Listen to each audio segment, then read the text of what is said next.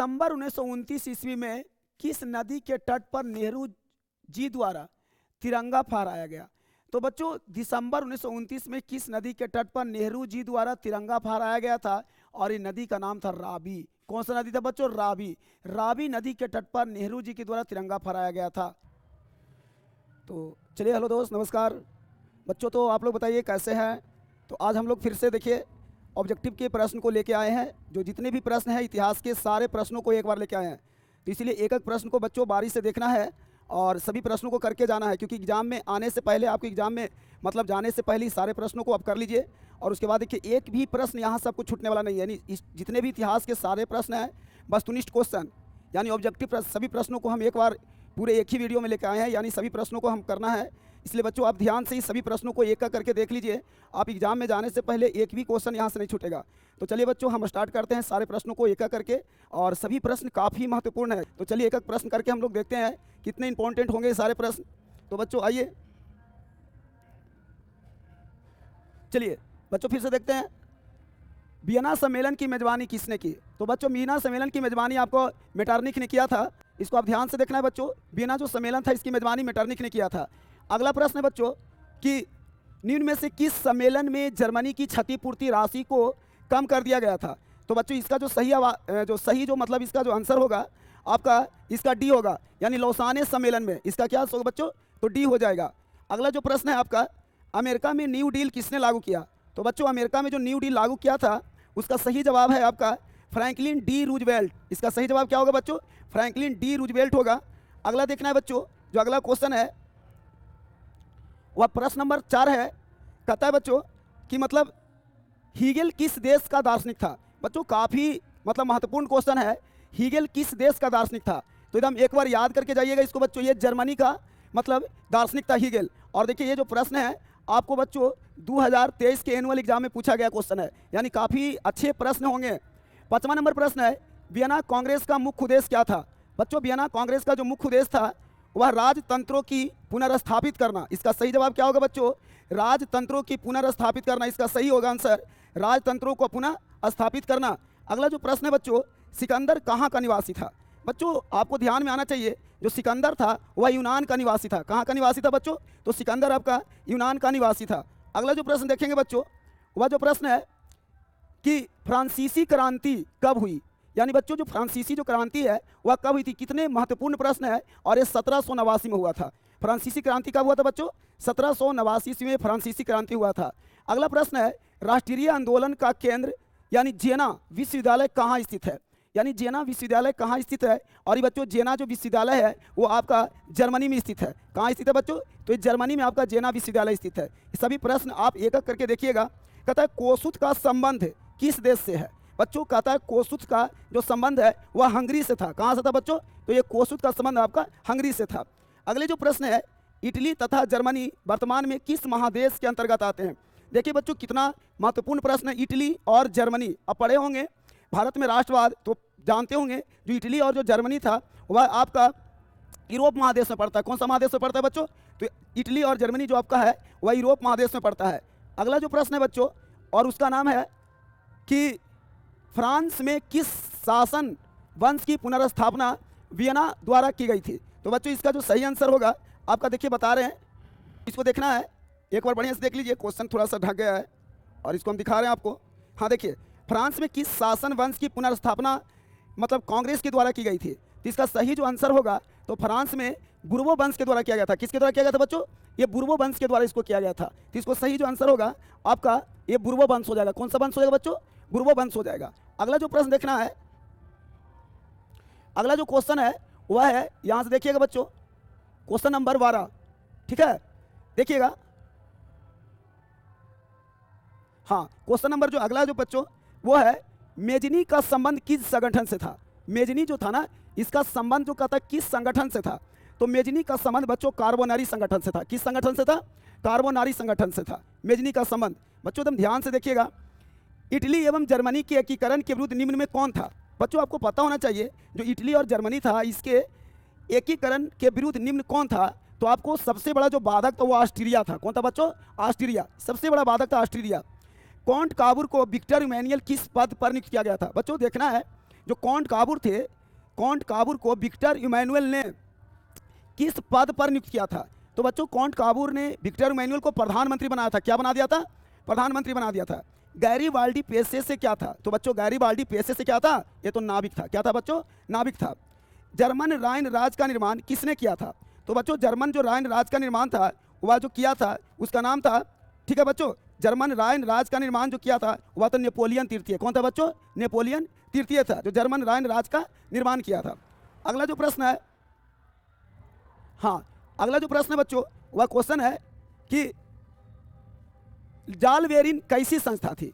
तो बच्चों जो जालवेरिन जो थी ना वह एक व्यापारियों की संस्था थी। कैसी संस्था थी? व्यापारियों की संस्था थी। रक्त एवं लौह की नीति का अवलंबन किसने किया? तो बच्चों रक्त एवं लौह की नीति का जो अवलंबन था वह बिस्मार्क ने किया था। कौन किया था बच्चों? बिस्मार्क ने किया था रक्त एवं लौह की नीति का अवलंबन। फ्रैंकफर्ट की संधि कब की गई थी? तो बच्चों फ्रैंकफर्ट की जो संधि हुआ था वह किया गया था 1871 ईस्वी में। फ्रैंकफर्ट की जो संधि था वह 1871 ईस्वी में किया गया था। यूरोप वासियों के लिए किस देश का साहित्य एवं ज्ञान विज्ञान प्रेरणा स्रोत रहा? तो बच्चों यूरोप वासियों के लिए सबसे अच्छा जो स्रोत रहा है वह यूनान का रहा है। कहाँ का रहा है? यूनान का रहा है। बच्चों नेपल्स की क्रांति कब हुई थी? तो देखना है जो नेपल्स की क्रांति हुई थी वह 1800 कितना में हुआ था बच्चों? 21 में हुआ था। अगला जो प्रश्न है वो देखना है, हाँ अगला जो प्रश्न है बच्चों वह है कि चर्चित आंदोलन कहाँ हुआ था? तो इसको समझना है बच्चों कि चर्चित जो आंदोलन था वह कहाँ हुआ था? तो ये इंग्लैंड में हुआ था। कहाँ हुआ था बच्चों? ये इंग्लैंड में हुआ था। उसके बाद है यूनान को एक स्वतंत्र राष्ट्र घोषित किया था।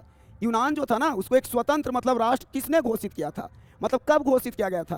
तो यूनान को स्वतंत्र राष्ट्र घोषित किया गया था वह 1832 ईस्वी में। कब घोषित किया गया था? 1832 ईस्वी में घोषित किया गया था। तो बच्चों इस टाइप से यूरोप में राष्ट्रवाद के सारे प्रश्न थे। अब चलना है हम लोग को बच्चों, अब अगला देखना है कुछ और प्रश्न है यूरोप में राष्ट्रवाद का, और वह है, ध्यान देना है बच्चों, ठीक है। देखिए ऐतिहासिक द्वंद्ववाद की व्याख्या किसने की? बच्चों आपको बढ़िया से समझना होगा ऐतिहासिक द्वंद्ववाद की व्याख्या किसने की? तो ये हीगल ने किया था। कौन ने किया था बच्चों? हीगल ने किया था। एड्रियानोपुल की संधि कब हुई? बच्चों एड्रियानोपुल की संधि कब हुई? तो ये हुआ था 1829 ईस्वी में। कब हुआ था बच्चों? 1829 ईस्वी में एड्रियानोपुल की संधि हुई थी। बच्चों सभी प्रश्न इतने अच्छे क्वेश्चन हैं, आप एक बार इस क्वेश्चन को पढ़ के जाइए, सभी आपकी एग्जाम के लिए काफ़ी महत्वपूर्ण होगा। बच्चों कह रहा है कि एड्रियानोपुल की संधि किन दो देशों के बीच हुई थी? तो एड्रियानोपुल की जो संधि है बच्चों वह तुर्की और रूस के बीच हुआ था। किसके बीच हुआ था बच्चों? तुर्की और रूस के बीच हुआ था। कहता है सेडोन का युद्ध किसके बीच हुआ? तो सेडोन का युद्ध हुआ था बच्चों वो फ्रांस और प्रसा के बीच हुआ था। किसके बीच हुआ था? फ्रांस और प्रसा के बीच आपका सेडोन का युद्ध हुआ। कहता है कि किस देश का हंगरी पर पूर्ण आधिपत्य था? बच्चों किस देश का हंगरी पर पूर्ण आधिपत्य था? तो ये ऑस्ट्रिया का। ऑस्ट्रिया जो था एक ऐसे देश था जो हंगरी पर पूरी तरह से अधिकार कर लिया था।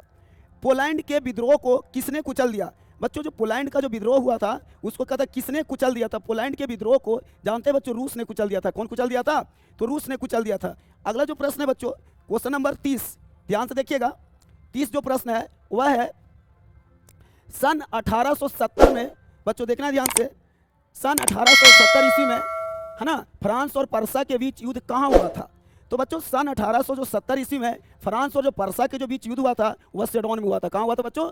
सेडोन में हुआ था।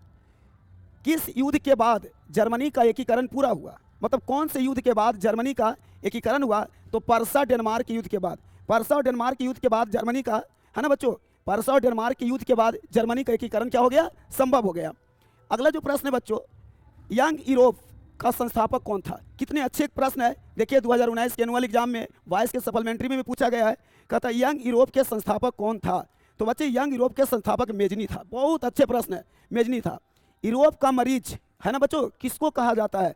यूरोप का मरीज किसको कहा जाता है? तो बच्चों यूरोप का जो मरीज है वह तुर्की को कहा जाता है। एकदम अच्छे प्रश्न है, ये सब प्रश्न जानते हैं बच्चों। आपका VVI है, आप इस प्रश्नों को, है ना, इस प्रश्नों को आप ध्यान से देखिएगा। इतने अच्छे प्रश्न है, हमेशा एग्जाम में ये सब क्वेश्चन आते रहते हैं। वियना कांग्रेस कब हुआ था? बच्चों वियना जो कांग्रेस है ना ये सब ईस्वी को याद रखना है। 1815 कब हुआ था बच्चों? 1815 में हुआ था। कहता है बच्चों कि अगला जो प्रश्न है वह है आपका कि जर्मनी के, सुनिए, जर्मनी के एकीकरण का प्रमुख वास्तुकार कौन था? यानी जो जर्मनी था उसके एकीकरण का प्रमुख जो वास्तुकार था वह बिस्मार्क था। जानते हैं बच्चों बिस्मार्क था जो वह लॉ नीति का अवलंबन भी किया था।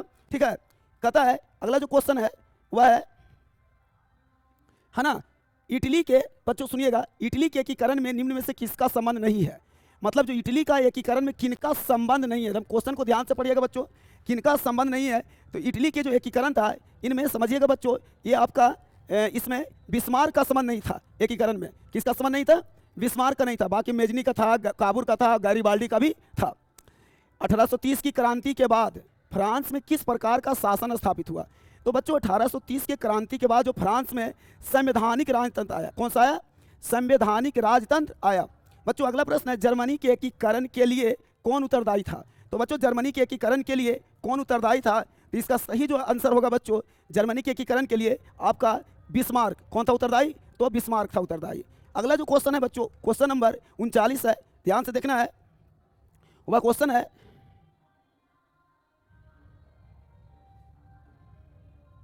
हाँ तो इसको अगला प्रश्न देखना है बच्चों। वह क्वेश्चन है कि 1871 में कौन सी संधि हुई? तो 1871 में बच्चों फ्रैंकफर्ट की संधि हुई थी। कौन सा संधि हुई थी बच्चों? फ्रैंकफर्ट की संधि हुई थी। काफी अच्छे प्रश्न है। कहता है इटली के एकीकरण में निम्न में किसने योगदान किया था? मतलब इटली के एकीकरण में किनका योगदान रहा है? तो जानते हो बच्चों, इटली के एकीकरण में मेजनी एवं इमैनुअल का, गैरीबाल्डी का, कहता है काउंट काबूर का, यानी इनमें से सभी का योगदान काफी महत्वपूर्ण रहा है बच्चों इटली के एकीकरण में। कहता है रॉबर्ट ओवेन कहाँ का निवासी था? बच्चों अच्छी प्रश्न है कि रॉबर्ट ओवेन कहाँ का निवासी था? तो ये ब्रिटेन का निवासी। कहाँ का निवासी था बच्चों? ब्रिटेन का। एकदम याद रख लेना है कि रॉबर्ट ओवेन आपका ब्रिटेन का निवासी था। चलिए बच्चों अगले प्रश्न की ओर चलते हैं। यानी 41 क्वेश्चन टोटल हो चुका है इसमें, है ना। अब आज जो प्रश्न है बच्चों वह है समाजवाद एवं साम्यवाद चैप्टर से, ठीक है ना। समाजवाद एवं साम्यवाद चैप्टर से है। अगला जो है आपका चैप्टर का नाम है समाजवाद और साम्यवाद। यानी अभी हम लोग 41 क्वेश्चन जो देखे यूरोप में राष्ट्रवाद से देखें बच्चों।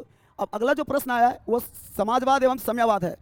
पहला बच्चों क्वेश्चन है कि रूस में कृषक दास प्रथा का अंत कब हुआ? यानी रूस में कृषक दास प्रथा का अंत कब हुआ? तो 1861 ईस्वी में। बच्चों 1861 ईस्वी में रूस में कृषक दास प्रथा का क्या हो गया? अंत हो गया। कहता है कि रूस में जार का अर्थ क्या होता है? बच्चों सबको जानते होंगे, पढ़े होंगे। तो रूस में जार का अर्थ होता है रूस का सम्राट। क्या होता है बच्चों? रूस का सम्राट होता है। कहता है कि कार्ल मार्क्स का जन्म कहाँ हुआ था? तो बच्चों कार्ल मार्क्स का जन्म जर्मनी में हुआ था। कहाँ के निवासी था? जर्मनी का था, यानी जर्मनी में हुआ था। कहता है साम्यवादी शासन का पहला प्रयोग कहाँ किया गया था? बच्चों जानते हो साम्यवादी शासन का जो पहला प्रयोग हुआ था वह हुआ था अथवा विश्व का पहला समाजवादी देश कौन था? तो ये रूस था। कौन था बच्चों? ये रूस था, ठीक है। कहता है निम्नांकित में कौन यूरोपीय समाजवादी नहीं था? बच्चों इनमें से जो कहता है कौन है जो यूरोपीय समाजवादी नहीं था? तो कार्ल मार्क्स। कार्ल मार्क्स तो जो बच्चे यूरोपीय समाजवादी नहीं था, ठीक है बच्चों। अगला जो प्रश्न है वह क्वेश्चन है आपका कि बार एंड पीस किसकी रचना है? देखिए बच्चों कितने महत्वपूर्ण क्वेश्चन है। 14 में, 19 में, 21 में, सारे मतलब हर साल ये क्वेश्चन पूछे गए। मतलब इतने अच्छे प्रश्न है कि आपको पूछा गया है। कहता है वार एंड पीस किसकी रचना है? तो टॉलस्टॉय का। किसके बच्चों? टॉलस्टॉय का। काफी महत्वपूर्ण क्वेश्चन। बोल्शेविक क्रांति कब हुई? देखिए बच्चों आपका इतने सारे 2012 के एनुअल, 18 के एनुअल, 20 के एनुअल, 20 के एनुअल, माने फर्स्ट सेकंड सिटिंग सभी मतलब एग्जाम में पूछे गए हैं। तो बोल्शेविक जो क्रांति हुआ था बच्चों 1917 ईस्वी में हुआ था। कब हुआ था? 1917 ईस्वी में हुआ था बच्चों, है ना। बोल्शेविक क्रांति कब हुआ था? 1917 ईस्वी में हुआ था। लाल सेना का गठन किसने किया? बच्चों पता है कि लाल सेना का जो गठन है वो ट्राटस्की ने किया था। कौन किया था बच्चों? ट्राटस्की ने किया था। लेनिन की मृत्यु कब हुई? वाह बहुत अच्छे प्रश्न है। 1924 में। सब बच्चों को याद होगा कि लेनिन की मृत्यु 1924 में हुई थी। कहता है ब्रेस्ट लिटोवेस्टक की संधि किन दो देशों के बीच हुई थी? बच्चों समझना है। कहता है ब्रेस्ट लिटोवेस्टक की संधि किन दो देशों के बीच हुआ था? तो ये बच्चों रूस और जर्मनी के बीच हुआ था। किसके बीच हुआ था? रूस और जर्मनी के बीच हुआ था। अगला जो प्रश्न है बच्चों वह देखना है क्वेश्चन नंबर आपका 11 नंबर प्रश्न है। और 11 नंबर प्रश्न है बच्चों, यहां से देखिएगा। कहता है कि रूस का पहला समाजवादी कौन था? बच्चों रूस का पहला समाजवादी कौन था? तो इसका नाम था प्लेखानोव। कौन था बच्चों? प्लेखानोव। ये रूस का पहला समाजवादी था, प्लेखानोव। समझ रहे बच्चों? रासपुतिन कौन था? कितने अच्छे प्रश्न है बच्चों। इस आने के एग्जाम में हमेशा संभावना होती है। रासपुतिन कौन था? तो ये भ्रष्ट पादरी था। कौन था बच्चों? भ्रष्ट पादरी था रासपुतिन, ठीक है बच्चों। नई आर्थिक नीति कब लागू हुई? तो बच्चों नई जो आर्थिक नीति है वह 1921 में लागू। कब लागू हुआ था? 1921 में हुआ था। दास कैपिटल की रचना किसने किया? तो बच्चों दास कैपिटल की जो रचना किया था वह कौन किया था बच्चों? कार्ल मार्क्स किया था। कौन किया था बच्चों? कार्ल मार्क्स किया था दास कैपिटल की रचना। रूस के सम्राट को क्या कहा जाता है? सबको पता है बच्चों, रूस के सम्राट को जार कहा जाता है। रूस के सम्राट को क्या कहा जाता है? जार कहा जाता है। और मजदूर दिवस कब मनाया जाता है बच्चों? है ना। और ये मजदूर दिवस जो मनाया जाता है बच्चों, वह 1 मई को मनाया जाता है। कब मनाया जाता है? 1 मई को मजदूर दिवस मनाया जाता है। बच्चों चलिए आगे हम चलते हैं। 16 के बाद क्वेश्चन नंबर 17 में देखेंगे।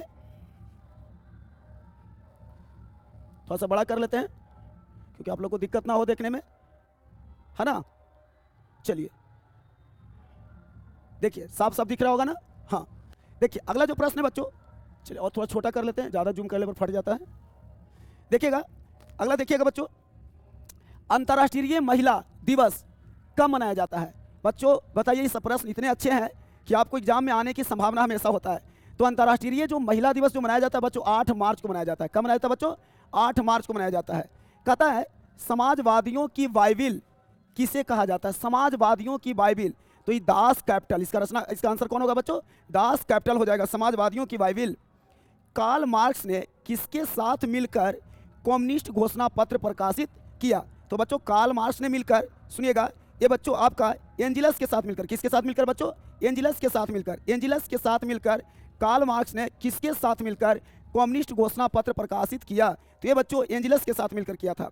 अगला जो प्रश्न है बच्चों, जार निकोलस द्वितीय की पत्नी जिसका नाम था जरीना, है ना, बड़ा फेमस था बच्चों, किस देश की राजकुमारी थी? तो जार निकोलस द्वितीय की जो पत्नी थी जरीना, वह किस देश की राजकुमारी थी बच्चों? तो ये जो राजकुमारी थी कहाँ की थी? ब्रिटेन की। कहाँ की थी बच्चों? ब्रिटेन की। ये ब्रिटेन की राजकुमारी थी जार निकोलस द्वितीय की पत्नी जरीना। चलिए अगला देखते हैं। देखिए अगला क्वेश्चन है, और वह प्रश्न है कि साम्यवादी घोषणा पत्र के लेखक बताना है ना बच्चों। तो साम्यवादी घोषणा पत्र के लेखक थे कार्ल मार्क्स और एंगल्स। कौन थे बच्चों? कार्ल मार्क्स और एंगल्स। साम्यवादी घोषणा पत्र के लेखक थे कार्ल मार्क्स और एंगल्स थे। ठीक है बच्चों। कहता है निम्नलिखित में से किसे साम्यवाद के संस्थापक के रूप में माना जाता है? यानी साम्यवाद के संस्थापक कौन थे? तो बच्चों साम्यवाद के जो संस्थापक थे कैसे, कौन थे बच्चों? Karl Marx. तो क्वेश्चन, सभी प्रश्न बच्चों कितने अच्छे हैं, इसलिए सभी प्रश्नों को आप ध्यान से एक एक को पढ़िएगा। हम सभी प्रश्न आज पूरे हिस्ट्री का कंप्लीट करेंगे। ऐसे कर करके जितने भी सारे सब्जेक्ट हैं, यानी आपका साइंस हो गया, सोशल साइंस हो गया, हिंदी हो गया, संस्कृत हो गया, यानी सारे प्रश्नों को हम लोग ऑब्जेक्टिव जितने भी सारे प्रश्न सभी को कवर करेंगे। और आप एग्जाम में जाने से पहले सभी को आप बारी बारी से एक एक वीडियो आप देखिएगा। आपको यहाँ से कभी भी कहीं भी कोई प्रश्न आपको बाहर नहीं आएगा बच्चों, इसलिए हम ध्यान से कहते हैं सभी को एक एक करके आप देख के जाइए। एक बार सारे प्रश्न बन जाएंगे बच्चों, आपको कभी भी एक भी प्रश्न नहीं छूटेगा। इसलिए चलिए आगे चलते हैं। दास कैपिटल का प्रकाशन किस वर्ष हुआ था? इस सबको पता है बच्चों कि दास कैपिटल का जो प्रकाशन है वो 1867 में हुआ था। कब हुआ था बच्चों? 1867 में हुआ था दास कैपिटल का प्रकाशन। कहता है कि रूस की बोल्शेविक क्रांति का नेतृत्व किसने किया? तो बच्चों आपको पता है कि रूस की बोल्शेविक जो क्रांति था उसका नेतृत्व लेनिन जी किए थे। कौन किए थे? लेनिन किया था। कौन किया था बच्चों? लेनिन, जो रूस का बहुत बड़ा एक शासक था लेनिन, इन्होंने ही किया था। चलिए आगे चलते हैं। क्वेश्चन नंबर 25 है ना। देखिए क्वेश्चन नंबर जो 25 है इसको बारे में चलते हैं कि खूनी रविवार किसे कहा जाता है? सबको पता है बच्चों कि खूनी रविवार किसे कहा जाता है। वह रविवार का दिन था और ईस्वी था 1905 के दिन, है ना। इसी दिन एक बहुत बड़ी घटना घटी थी जो खूनी रविवार के नाम से जाना जाता है। इसीलिए 1905 ईस्वी को ही दिन को, रविवार को हम लोग खूनी रविवार के नाम से जानते हैं। कहता है बच्चों कि बोल्शेविक दल का कार्यक्रम, है ना, अप्रैल थिथिस किसने लिखा है? कहता है बच्चों कि बोल्शेविक दल का जो कार्यक्रम था अप्रैल थिथिस, ये लेनिन ने लिखे थे। कौन लिखे थे बच्चों? तो लेनिन ने इसको लिखे थे। रूस में कहता है अल्पमत वाला दल क्या कहलाया? तो बच्चों रूस में जो अल्पमत वाला जो दल था वह क्या कहलाया? और वह जो बच्चों कहलाया उसका नाम था सर्वहारा वर्ग। कौन सी था बच्चों? सर्वहारा वर्ग। अल्पमत का मतलब होता है कम जनसंख्या वाला, और वो कहलाया सर्वहारा वर्ग कहलाया। समझना है। अंतर्राष्ट्रीय महिला दिवस की घोषणा किस संस्था ने किया था? बच्चों कितने अच्छे क्वेश्चन है कि अंतर्राष्ट्रीय महिला दिवस की घोषणा किसने किया था? तो ये जो बच्चों किया था संयुक्त राष्ट्र संघ ने किया था। कौन किया था बच्चों? संयुक्त राष्ट्र संघ ने किया था। ठीक है, अब आगे बढ़ते हैं। चलिए क्वेश्चन नंबर 29 नंबर, एकदम एक एक प्रश्न बच्चों इंपॉर्टेंट है, मतलब एक एक प्रश्न एकदम अच्छे क्वेश्चन है, इसलिए सारे प्रश्नों को आप एक बार कवर कर लीजिए और आप एग्जाम में जाइए, सारे प्रश्न आपसे बनेंगे। कहता है बच्चों कि रूस में प्रतिनिधात्मक संस्था यानी ड्यूमा का गठन कब हुआ? बच्चों आपको पता है कि ड्यूमा का जो गठन जो हुआ था वह 1905 ईस्वी में हुआ था। कब हुआ था बच्चों? 1905 ईस्वी में हुआ था ड्यूमा का गठन। किस संधि के तहत रूस प्रथम विश्व युद्ध से बाहर हो गया? देखिए बच्चों कितने अच्छे प्रश्न है।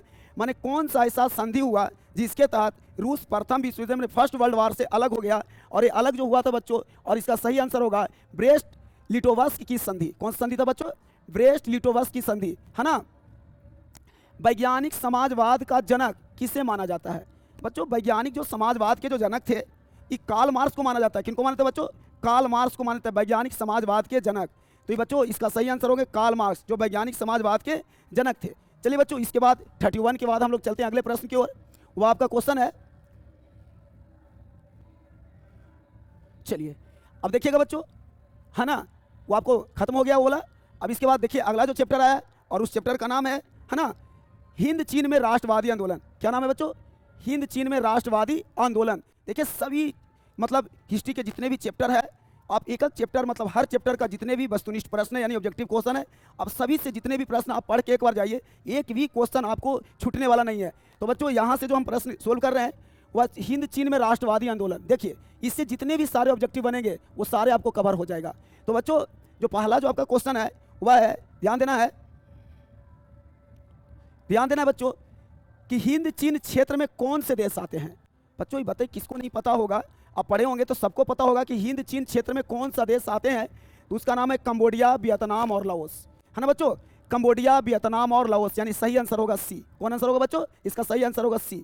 अगला प्रश्न है, अंकोर वाट का मंदिर कहाँ स्थित है? बच्चों आप देखिए कितने अच्छे क्वेश्चन है। अंकोर वाट का मंदिर कहाँ स्थित है?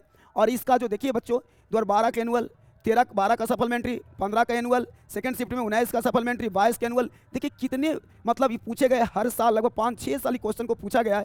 और कंबोडिया का जो मंदिर है बच्चों वो आपका, सॉरी अंकोर वाट का जो मंदिर आपका कंबोडिया में, कहाँ है बच्चों? कंबोडिया, जो थाईलैंड में स्थित है कंबोडिया, सॉरी, है ना, कंबोडिया में आपका स्थित है ये आपका। चलिए अगला जो प्रश्न है बच्चों, हिंद चीन पहुँचने वाला प्रथम व्यापारी कौन था? है ना, तो हिंद चीन जो पहुंचने वाला जो प्रथम जो व्यापारी था बच्चों, और उसका नाम था, जो प्रथम व्यापारी था उसका नाम था पुर्तगाली। कौन था बच्चों? तो हिंद चीन पहुंचने वाला प्रथम व्यापारी का नाम था, कौन था? ये पुर्तगाली था। सबसे पहले इन्होंने आया था। और पुर्तगाल आपका कौन सा महादेश में पड़ता है? यूरोप महादेश में पड़ता है। ये सब बात को याद रखिएगा। चलिए अगला जो क्वेश्चन है, हिंद चीन में बसने वाला फ्रांसीसी कहे जाते थे? बच्चों आप पढ़े होंगे हिस्ट्री अगर बढ़िया से, तो आपको पता होगा इसको कोलोन कहे जाते थे। क्या कहे जाते थे? कोलोन। हिंद चीन में बसने वाले फ्रांसीसी को कोलोन कहे जाते थे। नरोत्तम सिहानुक कहाँ का शासक था? ये बच्चों नरोत्तम जो सिहानुक था वह कहाँ का शासक था? और ये जानते हैं बच्चों, कंबोडिया का शासक था। कहाँ का शासक था? कंबोडिया का। नरोत्तम सिहानुक कहाँ का शासक था बच्चों? कंबोडिया का शासक था। ये सब याद रखिएगा। The history of the loss of Vietnam, देखिए बच्चों कितने, एक पुस्तक है the history of loss of Vietnam, किसने लिखा? है ना, ये पुस्तक को किसने लिखा? तो ये पुस्तक को लिखा है बच्चों फान बोई चाऊ। कौन लिखा है बच्चों? फान बोई चाऊ, ये पुस्तक को लिखा है। अगला जो प्रश्न है वह मार्च 1946 ईस्वी में फ्रांस व वियतनाम के बीच होने वाला समझौता किस नाम से जाना जाता है बच्चों? है ना, मार्च 1946 ईस्वी में फ्रांस एवं वियतनाम के बीच होने वाला समझौता किस नाम से जाना जाता है? और इस समझौता को हम लोग हनोई समझौता के नाम जानते हैं। कौन समझौता बच्चों? हनोई समझौता के नाम से जानते हैं, जो मार्च 1946 में हुआ था, फ्रांस और वियतनाम के बीच हुआ था। ठीक है बच्चों, हनोई समझौता के नाम से जानते हैं। अगला जो देखिए प्रश्न है वह प्रश्न है कि, है ना, देखना है, कहता है कि किस प्रसिद्ध, है ना, दार्शनिक ने एक अदालत लगाकर अमेरिका को वियतनाम युद्ध के लिए दोषी करार दिया? तो बच्चों इस चीज को समझिएगा बड़ा ध्यान से। कहता है कि किस प्रसिद्ध दार्शनिक ने एक अदालत लगाकर अमेरिका को वियतनाम युद्ध के लिए दोषी करार दिया? तो बच्चों दोषी करार दिया, और इसका सही जो आंसर होगा और उसका रसेल, इसका क्या होगा बच्चों? रसेल। ये रसेल जो था ना वो एक प्रसिद्ध दार्शनिक था। इन्होंने अदालत लगाकर अमेरिका को वियतनाम युद्ध के लिए क्या दिया था? दोषी करार दिया था। कहता है बच्चों कि हिंद चीन क्षेत्र में अंतिम युद्ध समाप्ति के समय अमेरिकी राष्ट्रपति कौन था? जब हिंद चीन क्षेत्र में अंतिम युद्ध के समाप्ति के समय अमेरिका के मतलब राष्ट्रपति कौन थे बच्चों? तो उन राष्ट्रपति का नाम था निक्सन। कौन थे बच्चों? निक्सन थे, है ना। हुआ आंदोलन किस प्रकृति के था? हम फटाफट देख लेंगे बच्चों। तो हुआ जो आंदोलन थे क्रांतिकारी और धार्मिक था। कैसा था बच्चों? क्रांतिकारी और धार्मिक था। जिनेवा समझौता कब हुआ था? बच्चों समझना है कि जिनेवा जो समझौता हुआ था वो 1954 यानी 1954 में हुआ था, जिनेवा समझौता। ठीक है बच्चों, 1954 में जिनेवा समझौता हुआ था। उसके बाद देखना है कि क्वेश्चन नंबर यहाँ से देखते हैं 12 नंबर है ना, क्या है कि उत्तरी एवं दक्षिणी, है ना बच्चों, उत्तरी एवं दक्षिणी वियतनाम का एकीकरण कब पूर्ण हुआ? तो बच्चों उत्तरी एवं दक्षिणी वियतनाम का जो एकीकरण है वह जो पूर्ण हुआ था, समझना है बच्चों, 1900 है ना, सॉरी 1975 में। कब पूरा हुआ था बच्चों? 1975 में। उत्तरी एवं दक्षिणी वियतनाम का एकीकरण 1975 में पूरा हुआ। देखिए 22 के सप्लीमेंट्री में क्वेश्चन पूछा गया है, अनामी दल के संस्थापक कौन थे, है ना बच्चों, समझना है अनामी दल के संस्थापक कौन थे। तो बच्चों अनामी जो दल थे उसका जो संस्थापक थे बच्चों, है ना, वो थे जेनगुएन आई। कौन थे बच्चों? जेनगुएन आई थे अनामी दल के संस्थापक। कहता है कि दिएन बिएन फू के, कहता है दिएन बिएन फू के युद्ध में कौन बुरी तरह हार गया था। तो बच्चों दिएन बिएन फू के युद्ध में कौन बुरी तरह से हार गया था, और ये हारने वाला जो देश था वो था फ्रांस। कौन था बच्चों? फ्रांस था। तो ये बुरी तरह से हार गया था। तो इसी तरह से हम सारे प्रश्नों को बच्चों एक एक करके करेंगे। आप इस वीडियो को लास्ट तक बने रहिए। सारे वीडियो मतलब सारे क्वेश्चन को एक बार आप देख के आप एग्जाम हॉल में जाइए, आपसे सारे प्रश्न, एक भी क्वेश्चन नहीं छूटेगा। यानी बच्चों ये आपका वरदान साबित होगा ये प्रश्न आपके लिए, इसीलिए इस सारे प्रश्नों को एक बार देख के जाइए। आपके लिए काफ़ी अच्छे क्वेश्चन है जो आपके एग्जाम के लिए काफ़ी महत्वपूर्ण होगा और आपका एक वरदान साबित होगा। आप उसके बाद हमें ज़रूर कमेंट करके बताएं कि नहीं सर ठीक है, सारे प्रश्न को देखें, सारे क्वेश्चन इसी वीडियो से था और ऑब्जेक्टिव क्वेश्चन एक भी नहीं छूटने वाला है। इसलिए चलिए बच्चों सभी प्रश्नों को एक एक करके देखिए और इसके बाद फिर से हम आगे और चलते हैं। 15 नंबर प्रश्न है, चलिए हाँ देखिएगा 15 नंबर जो क्वेश्चन है बच्चों, कहता है कि क्रांतिकारी संगठन दुई तान हुई के नेता कौन थे। तो बच्चों क्रांतिकारी संगठन दुई तान हुई था, इसके नेता जो थे वो क्वांग दे थे। कौन थे बच्चों? क्वांग दे। जापान ने हिंद चीन पर कब अधिकार जमा लिया। बच्चों जापान ने हिंद चीन पर जो कब अधिकार जमा लिया था, और इसका सही जो आंसर होगा बच्चों, जापान ने हिंद चीन पर कब मतलब अधिकार जमा लिया था? 1940 ईस्वी में। कब जमा लिया था बच्चों? 1940 ईस्वी में। स्कॉलर्स विद्रोह कब हुआ? बच्चों स्कॉलर्स विद्रोह 1868 में हुआ था। कब हुआ था? 1868 में हुआ था। हम देखिए थोड़ा सा जल्दी में बता रहे हैं इसलिए कि आपके लिए अब समय बहुत कम बच गया है। आप इसको बस एक बार आप देख के चले जाइए, आपको लगता है कि यह सारे प्रश्न इससे आपको आ जाएंगे। चलिए अगला प्रश्न है, वियतनाम में टोकिन फ्री स्कूल की स्थापना कब हुई थी। बच्चों वियतनाम में टोकिन जो फ्री स्कूल था उसकी स्थापना 1907 में हुआ था। कब हुआ था बच्चों? 1907 में हुआ था टोकिन फ्री स्कूल की स्थापना। चलिए आगे चलते हैं, वह है अंकोर वाट का मंदिर का निर्माण किस शासक द्वारा करवाया गया था। ये सूर्यवर्मन द्वितीय। कौन था बच्चों? सूर्यवर्मन द्वितीय। ये सूर्यवर्मन द्वितीय द्वारा अंकोर वाट मंदिर का निर्माण करवाया गया था। ठीक है। कंबोडिया की राजधानी है बच्चों, कंबोडिया की राजधानी का नाम है नोम पेन। कहाँ है बच्चों? नोम पेन कंबोडिया की राजधानी है। बाओदाई की सरकार कहाँ थी। बच्चों बाओदाई की जो सरकार थी वो दक्षिणी वियतनाम में। कहाँ था बच्चों? दक्षिणी वियतनाम में बाओदाई की सरकार थी। निम्न में से क्या कहता है पोट्सडम की घोषणा का उद्देश्य था। तो बच्चों जापान सुनिएगा बच्चों, जापान का आत्मसमर्पण। इसका सही आंसर क्या होगा? जापान का आत्मसमर्पण। एकदम याद कर लेना, जापान का आत्मसमर्पण। चलिए आगे चलते हैं क्वेश्चन नंबर 23 से। ठीक है, आइए देखिए बच्चों, आपका अगला जो चैप्टर चालू हुआ है वो चैप्टर का नाम है भारत में राष्ट्रवाद। देखिए ये चैप्टर काफ़ी आपके लिए महत्वपूर्ण होगा और इससे काफ़ी ज़्यादा प्रश्न आने की संभावना होती है, इसलिए इस प्रश्न को आप ध्यान से देखिएगा। ये आपके लिए काफ़ी मतलब कहने का मतलब कि आपको इस चैप्टर से बहुत अच्छे खासे प्रश्न आपके एग्जाम में आते हैं, इसलिए इस चैप्टर से आप इसको ध्यान से आप एक बार सारे प्रश्न को देखिए, हम आसानी से इसको बताएंगे और अच्छा हो जाएगा आपका सारा प्रश्न। देखिएगा कहता है कि गदर पार्टी की स्थापना किसने और कब किया। तो बच्चों गदर पार्टी की जो स्थापना है वह लाला हरदयाल ने किया था। कौन किया था बच्चों? लाला हरदयाल ने 1913 ईस्वी में। कब किया गया था? 1913 में। याद भी रखना है। जालियांवाला बाग हत्याकांड किस तिथि को हुआ। तो बच्चों जालियांवाला बाग 13 अप्रैल 1919 को हुआ था। कब हुआ था बच्चों? 13 अप्रैल 1919 को जालियांवाला बाग हत्याकांड हुआ था। कहता है बच्चों लखनऊ समझौता किस वर्ष हुआ। तो लखनऊ समझौता बच्चों 1916 ईस्वी में हुआ था। कब हुआ था बच्चों? 1916 में लखनऊ समझौता हुआ था। आगे देखिएगा, चलिए अगला प्रश्न है कि असहयोग आंदोलन का प्रस्ताव कांग्रेस के किस अधिवेशन में पारित हुआ। बच्चों असहयोग आंदोलन सुनिएगा, कहता है असहयोग आंदोलन का प्रस्ताव कांग्रेस के किस अधिवेशन में कहता है पारित हुआ है। तो बच्चों सहयोग आंदोलन का जो प्रस्ताव है वो सितंबर 1920 के कलकत्ता अधिवेशन में। कौन सा अधिवेशन बच्चों? कलकत्ता अधिवेशन में हुआ है। अगला जो प्रश्न है वह भारत में खिलाफत आंदोलन कब और किस देश के शासक के समर्थन में शुरू हुआ। तो किस देश के समर्थन में शुरू हुआ या 1920 के तुर्की। इसका सही जवाब क्या होगा बच्चों? 1920 के तुर्की में हुआ था। अगला जो प्रश्न है वह है, हाँ देखिएगा, कहता है कि सविनय अवज्ञा आंदोलन। बच्चों देखिएगा ध्यान से, कहता है कि सविनय अवज्ञा आंदोलन कब और किस यात्रा से शुरू हुआ। तो बच्चों सविनय अवज्ञा आंदोलन जो है वह 1930 ईस्वी के दांडी यात्रा से। कौन सी यात्रा से बच्चों? 1930 ईस्वी के दांडी यात्रा से। यानी गांधी जी ने नमक कानून को तोड़ने के लिए साबरमती आश्रम से दांडी गए, है ना, और समुद्र के तट पर नमक बनाकर नमक कानून का उल्लंघन करके, है ना बच्चों, आपका सबना आंदोलन को शुरू किए। चलिए अगला जो प्रश्न, यानी इसका सही आंसर होगा 1930 ईस्वी के दांडी से। चलिए अगला जो क्वेश्चन होगा इसका, कहता है कि अगला जो प्रश्न है वह है पूर्ण स्वराज की मांग का प्रस्ताव कांग्रेस के किस वार्षिक अधिवेशन में पारित हुआ? तो बच्चों पूर्ण स्वराज की मांग का प्रस्ताव कांग्रेस के किस वार्षिक अधिवेशन में पारित हुआ? तो इसका सही जो जवाब होगा बच्चों 1929 के लाहौर अधिवेशन। 1929 के लाहौर अधिवेशन में हुआ था।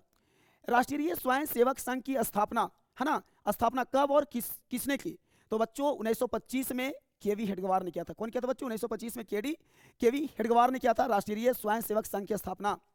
अगला प्रश्न है कि देखना है कि वल्लभ भाई पटेल, सुनिएगा, देखिएगा, वल्लभ भाई पटेल को सरदार की उपाधि किस किसान आंदोलन के दौरान दी गई थी? है ना, मतलब कौन से किसान आंदोलन के दौरान सरदार वल्लभ भाई पटेल को वल्लभ भाई पटेल को सरदार की उपाधि दिया गया था? तो बच्चों बारदोली सत्याग्रह। देखिए बारदोली सत्याग्रह जो किसान का आंदोलन था, इसमें वहाँ के महिलाओं ने जब अंग्रेजों ने, है ना, जब अंग्रेजों ने किसान का कर को जब माफ कर दिया, तो वल्लभ भाई पटेल को वहाँ की महिलाओं ने सरदार की उपाधि दे दी। चलिए आगे है, रंपा विद्रोह कब हुआ? बच्चों रंपा विद्रोह 1916 ईस्वी में हुआ था। कब हुआ था बच्चों? 1916 में हुआ था। अगला प्रश्न है, वेदों की ओर लौटो का नारा किसने दिया? तो ये दिए थे स्वामी दयानंद सरस्वती ने दिए थे वेदों की ओर लौटो का नारा। किसने 1920 ईस्वी में ताशकंद में भारतीय कम्युनिस्ट पार्टी का गठन किया था? तो बच्चों 1920 में ताशकंद में भारतीय कम्युनिस्ट पार्टी का गठन जो किए थे उनका नाम था एम.एन. राय। कौन किए थे बच्चों? एम.एन. राय ने किए थे ताशकंद में। चलिए आगे सुनना है कि अली मुसलियार ने किस विद्रोह का नेतृत्व किया? बच्चों समझना है कि अली मुसलियार ने किस विद्रोह का नेतृत्व किया? तो बच्चे मोपला विद्रोह। कौन सा विद्रोह है बच्चों? मोपला विद्रोह का नेतृत्व किया था। आगे समझिएगा, कहता है कि निम्न में से किसे सीमांत गांधी या बादशाह खान कहा जाता है? बच्चों खान अब्दुल गफ्फार खान। इसका सही आंसर क्या होगा? खान अब्दुल गफ्फार खान को किया जाता है। चंपारण विद्रोह कब हुआ? बच्चों चंपारण विद्रोह 1917 ईस्वी में हुआ था। याद रखना है बच्चों 1917 में चंपारण विद्रोह, है ना, जो बिहार का एक जिला का नाम है चंपारण, वहीं से चंपारण विद्रोह स्टार्ट हुआ था। चलिए आगे समझना है कि कहता है क्वेश्चन है बच्चों कि किस अधिनियम के द्वारा मुसलमानों को पृथक प्रतिनिधित्व प्रदान किया गया? क्वेश्चन नंबर 16 है, कहता है किस अधिनियम के द्वारा मुसलमानों को पृथक प्रतिनिधित्व प्रदान किया गया? तो ये किया गया था बच्चों 1909 के अधिनियम के द्वारा। कब किया गया था बच्चों? 1909 के अधिनियम के द्वारा किया गया था। मार्लेमिंटो सुधार कब हुआ? तो बच्चे मार्लेमिंटो जो सुधार हुआ तो 1909 में हुआ था। कब हुआ था बच्चों?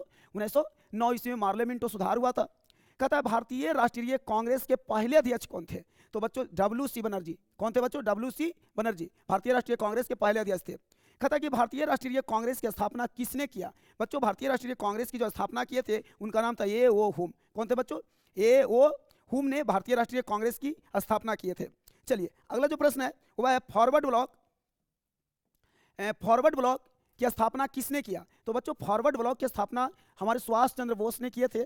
फॉरवर्ड ब्लॉक की स्थापना सुभाष चंद्र बोस ने किए थे। फॉरवर्ड ब्लॉक की स्थापना कौन किए थे बच्चों? फॉरवर्ड ब्लॉक की स्थापना सुभाष चंद्र बोस ने किए थे। कहता है किस वर्ष साइमन कमीशन भारत आया? तो बच्चों साइमन कमीशन जो भारत आया था 1928 में आया था। कब आया था बच्चों? 1928 में। देखिए साइमन जो कमीशन था बच्चों 7 सदस्यीय था, जो 1927 में, है ना, 1927 ईस्वी में ये बन के तैयार हुआ था और 1928 ईस्वी में यह बच्चों भारत आया था। कब आया था? 1928 ईस्वी में भारत आया था। इसलिए अगर पूछेगा क्वेश्चन आपसे कि साइमन कमीशन बना कब था, तब बोलिएगा कि साइमन कमीशन 1927 ईस्वी में बना था और लेकिन भारत आया था 1928 ईस्वी में। साइमन कमीशन कब आया था? भारत। और ये 7 सदस्यीय था। कितने सदस्य था?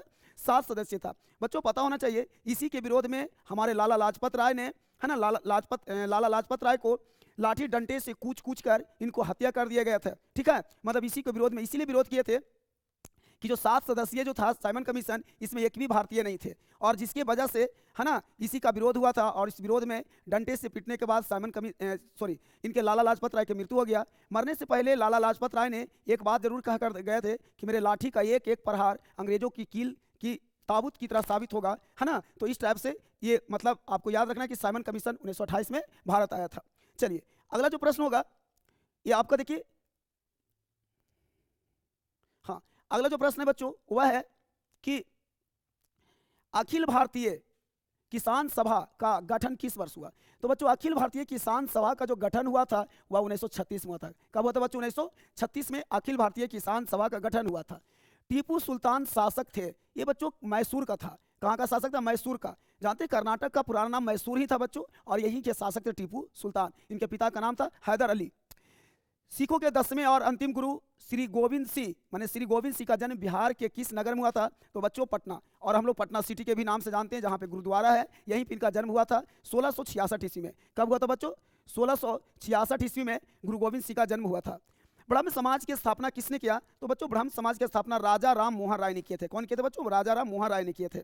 अगला जो प्रश्न है वह है, गांधी जी ने साबरमती आश्रम की स्थापना किस वर्ष की है? तो गांधी जी ने साबरमती के आश्रम की स्थापना 1915 में किए थे। कब किए थे बच्चों? 1915 में किए थे। ये साबरमती आपका गुजरात में पड़ता है। भारतीय राष्ट्रीय कांग्रेस की स्थापना कब हुई? तो बच्चों 1885। कब हुआ था? 1885 में हुआ था। सिपाही विद्रोह कब हुआ? तो 1857। आप मेरठ के सुने होंगे, मेरठ से ही सिपाही विद्रोह की आग सुलगी थी, है ना। मंगल पांडे जो चर्बी वाले करतूस का प्रयोग करने से क्या कर दिए थे? मना कर दिए थे, और यहीं से 1857 की क्रांति शुरू हुई थी। बंगाल विभाजन कब हुआ? बच्चों बंगाल जो विभाजन हुआ था 1905 ईस्वी में हुआ था। बंगाल विभाजन कब हुआ था बच्चों? 1905 में। और बंगाल विभाजन रद्द हुआ था 1911 ईस्वी में हुआ था। बंगाल विभाजन लॉर्ड कर्जन के समय में पारित किया गया था, और बंगाल विभाजन रद्द जो हुआ था वह लॉर्ड हार्डिंग द्वितीय के शासनकाल में हुआ था, क्योंकि रद्द करना बहुत हार्ड काम होता है, इसलिए याद रखिए बच्चों लॉर्ड हार्डिंग के शासनकाल में हुआ था। कहता है कि अगला प्रश्न है कि किस घटना के विरोध में महात्मा गांधी ने अपनी केसर हिंद की उपाधि त्याग दी थी? बच्चों कहता है कि जालियांवाला बाग हत्याकांड, जालियांवाला बाग हत्याकांड के विरोध में गांधी जी ने केसर हिंद की उपाधि वापस कर दी है। चौरी चौरा यानी चौरी चौरा कांड के बाद गांधी जी निम्न में से किस आंदोलन को बंद कर दिया था? तो बच्चों ये आपका असहयोग आंदोलन जो 1920 में चालू हुआ था, 1920 ईस्वी में चालू हुआ था, इसको गांधी जी ने इस आंदोलन को बंद कर दिए। ठीक है। और चौरी चौरा जो घटना है बच्चों 5 फरवरी 1922 ईस्वी को ये घटना स्टार्ट मतलब हुई थी। ठीक है। 5 फरवरी 1922 को चौरी चौरा कांड हुआ था। चलिए आगे चलते हैं। भारत छोड़ो आंदोलन का प्रसिद्ध नारा क्या था? तो बच्चों करो या मरो, ये नारा आपको गांधी जी ने दिए थे भारत छोड़ो आंदोलन के समय। अगला प्रश्न है, गांधी जी ने भारत में सत्याग्रह का पहला प्रयोग कहां से किया? सबको पता है बच्चों चंपारण, और ये चंपारण कहाँ है? बिहार में। चंपारण कहाँ है बच्चों? बिहार में। यहीं के किसान थे जिनका नाम था राजकुमार शुक्ल ने, और इन्होंने गांधी जी का निमंत्रण दिया कि आइए और यहाँ हमारे यहाँ जो किसानों का जो दर्द है उसको देखिए। ठीक है ना। और गांधी जी के आने के बाद चंपारण सत्याग्रह हुआ और किसानों को कर्ज को माफ किया गया। चलिए आगे है कि तिनकठिया प्रणाली में किन पर लागू थी? तो बच्चों तिनकठिया प्रणाली किसानों पर लागू था। जालियांवाला बाग हत्याकांड की जांच के लिए सरकार ने किस समिति का गठन किया बच्चों? तो हंटर समिति। कौन समिति? हंटर समिति। डॉक्टर राजेंद्र प्रसाद का जन्म स्थान कहाँ है बच्चों? तो बिहार के जीरादेई, एक जगह का नाम है बिहार के जीरादेई, वहीं पे डॉक्टर राजेंद्र प्रसाद जी का जन्म हुआ था और हमारे देश के प्रथम राष्ट्रपति चुने गए, है ना बच्चों। चलिए अगला जो प्रश्न है कि भारतीय कम्युनिस्ट पार्टी की स्थापना कब हुई? तो बच्चों भारतीय कम्युनिस्ट पार्टी की जो स्थापना हुई 1925 ईस्वी में हुआ था। कब हुआ था बच्चों? 1925 में भारतीय कम्युनिस्ट पार्टी की स्थापना हुई थी। निम्न में से किस सिख गुरु का जन्म है ना बच्चों? पटना में हुआ था। तो अभी बताएं कुछ देर पहले कि जो सिख गुरु 10वें गुरु कौन सा गुरु थे?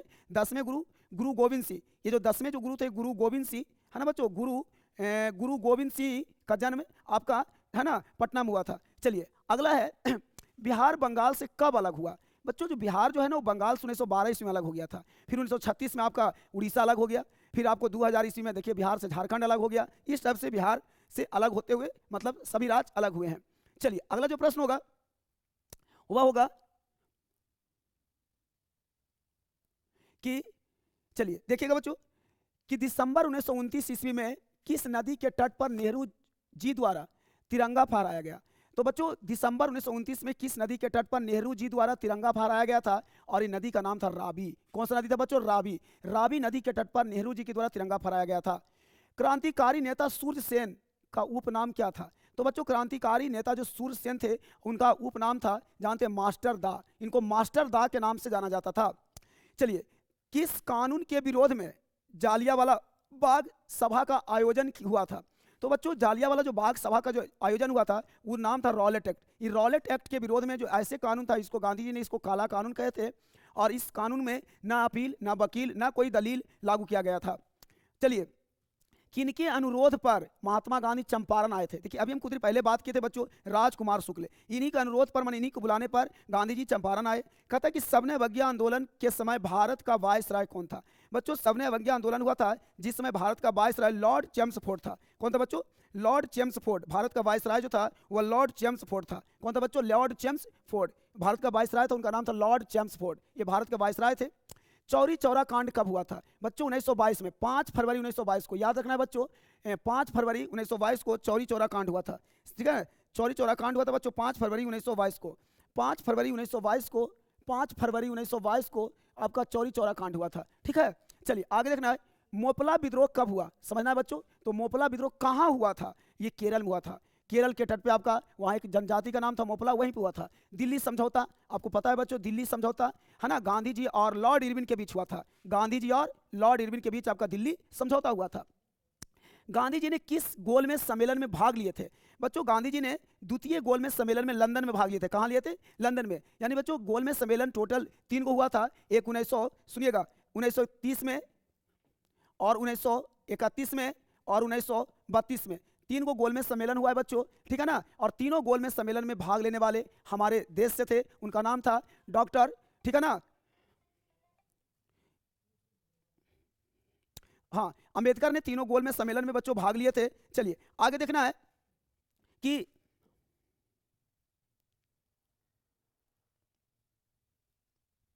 भारत सरकार अधिनियम 1919 को किस नाम से जानते हैं? तो बच्चों भारत सरकार अधिनियम 1919 को मांटेग्यू चेम्सफोर्ड योजना के नाम से जाना जाता है। भारत में रेलवे और टेलीग्राफ लाइन की शुरुआत किसके शासनकाल में हुआ? बच्चों टेलीग्राफ जो लाइन है और ये सब शुरुआत जो हुआ था लॉर्ड डलहौजी, आपको पता होना चाहिए बच्चों, लॉर्ड डलहौजी के शासनकाल में हुआ था। चलिए अगला क्वेश्चन है, महात्मा गांधी जी के राजनीतिक गुरु कौन थे? पता है बच्चों, महात्मा गांधी जी के राजनीतिक गुरु का नाम था गोपाल कृष्ण गोखले। कौन थे बच्चों? गोपाल कृष्ण गोखले इनके राजनीतिक गुरु थे। चलिए अगला जो प्रश्न होगा, लाल कुर्ती, है ना, ध्यान देना है, लाल कुर्ती नामक संगठन का गठन किसने किया? तो बच्चों लाल कुर्ती नामक संगठन का गठन जो किया था, और उनका जो नाम था लाल कुर्ती, खान अब्दुल गफ्फार खान। देखिए बच्चों, खान अब्दुल गफ्फार खान ने लाल कुर्ती नामक संगठन की स्थापना किए थे। Indian statutory commission, Indian statutory commission के अध्यक्ष कौन थे? तो बच्चों जॉन साइमन, इसके अध्यक्ष कौन थे बच्चों? जॉन साइमन थे। न्यू इंडिया समाचार पत्र को किसने शुरू किया? तो न्यू इंडिया समाचार पत्र को शुरू किया था, उसका नाम था एनी बेसेंट, है ना। किस आयोग या कमेटी ने सतत पोषणीय विकास की अवधारणा प्रस्तुत की है? तो सतत पोषणीय विकास की अवधारणा बच्चों कहता है ब्रुंटलैंड आयोग ने क्या था? ब्रुंटलैंड आयोग ने यह सतत विकास पोषणीय की अवधारणा प्रस्तुत किया था। चलिए अगला जो प्रश्न होगा,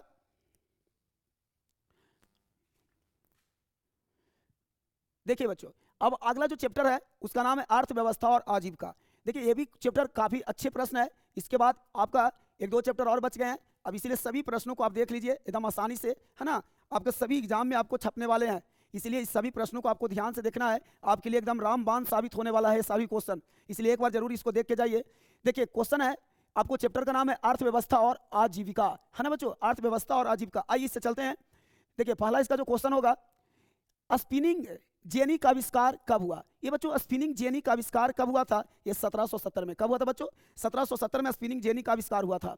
कहता है सेफ्टी लैंप का आविष्कार किसने किया था? बच्चों जो सेफ्टी लैंप होता है, जो खान उनमें, जैसे कोयला का खान हो गया, उसमें काम करने वाले बच्चों, सॉरी, उसमें काम करने वाले जो मजदूर लोग होते हैं, वो आपने देखना होगा कि हेमलेट में एक बल्ब जलते हुए रहता है, वही सेफ्टी लैंप है। और इसका आविष्कार जानते हम्फ्री डेवी ने किए थे। कौन किए थे बच्चों?